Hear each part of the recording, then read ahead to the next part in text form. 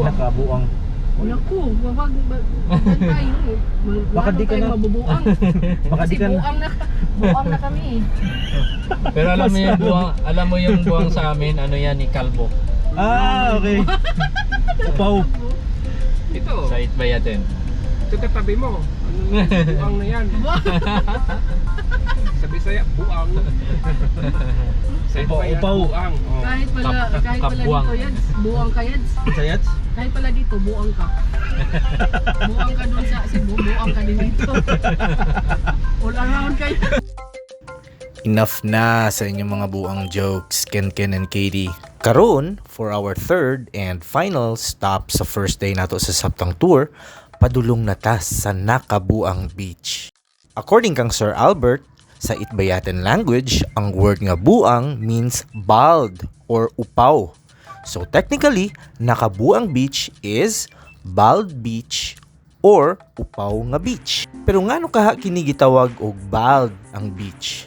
Tara, kuyog mo namo and let's find out together unsay naa sa Nakabuang Beach. Lagi na lang tayo. Welcome to Nakabuang Beach. Usas ni siya sa mga White Sand Beach nga naa diri sa Saptang Island, which is also very nice and very charming. Laki ng alon, dako kay bawd. I love it. White sand. Wow, the art. Ganda. Ganda ng beach nila. Mo ni siya guys. Usa ni siya sa mga destinations diri sa Saptang Island, ang Nakabuang Beach. Yay! Very nice. Siguro nice kayo ni maligo. Especially kung nindot ang panahon ug walay bawd, tinaw lang ang tubig. Very nice. Pero karon guys, kung ganahan ka maligo, pwede man, pero kusog ang bawd, good siya. Kusog good ang bawd actually. Dito nga area, rock formations, raised coral gihapon. And then diri nga side guys is look, long stretch of white beach. Very nice, as in, very nice. Wow. Wala sila yung mga gibuild nga mga structures like mga cottages for visitors for sightseeing, which is very good po para maprotection ni ilang mga precious gem tourist spots diri sa Saptang. Okay, if maabuso man gud ni guys, mabati siya, pero good job Batanes for protecting your precious gems. Very nice good.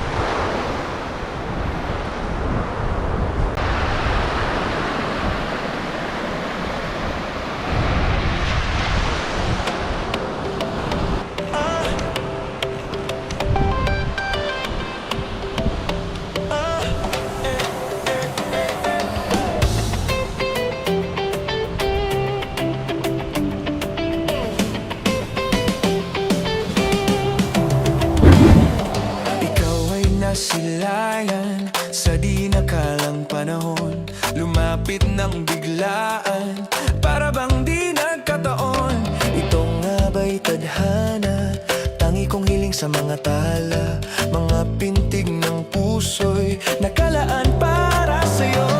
I'm following your footprints in the sand, to walking with you on this island, guided by the grip of your hand. I can feel you holding my world. Ano ba itong nadarama? Oh shucks, ito ba'y pag-ibig na? Totoo ba ang pinadama? Cause boy, it feels so good. Bawat aroma sumasaya, magmula nang nakita ka, nawawalan ng pangangamba, pag ika'y kapiling na.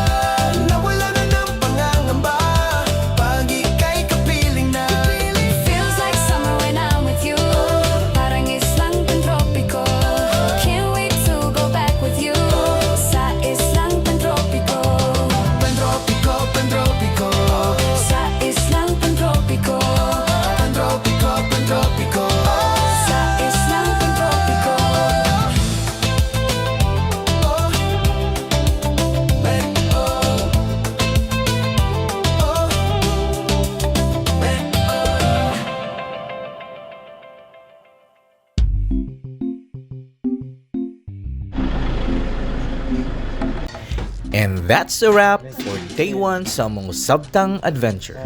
Human sa among tour, grabe na kayo among gutom guys. Murag na ay signal sa tiyan nga, feed us now! O perfect kaayo kay nakakita lagud mi og karinderya nga gamay diri sa Sabtang.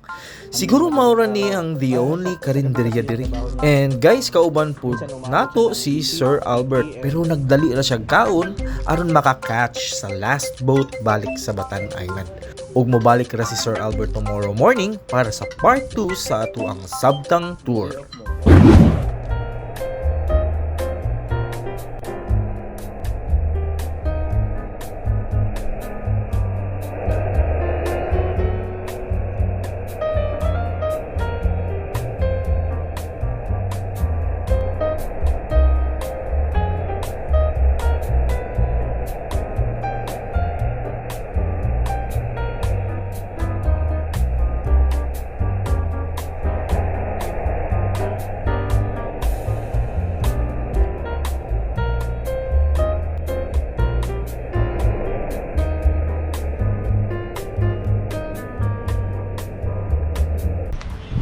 Maayong hapon.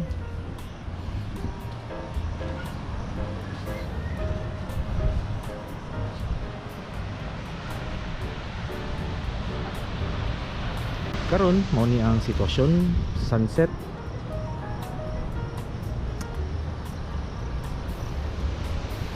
Nice kayo ang sky, gamay na ang clouds, pero dagko gihapbawd. Ganiha guys, nakapalit ni og isda diri sa Sabtang. Among gipaluto ang fish, gipaun-una mo og gipasugba. Katutan is only 360. Oh, di mi kahurutan ni.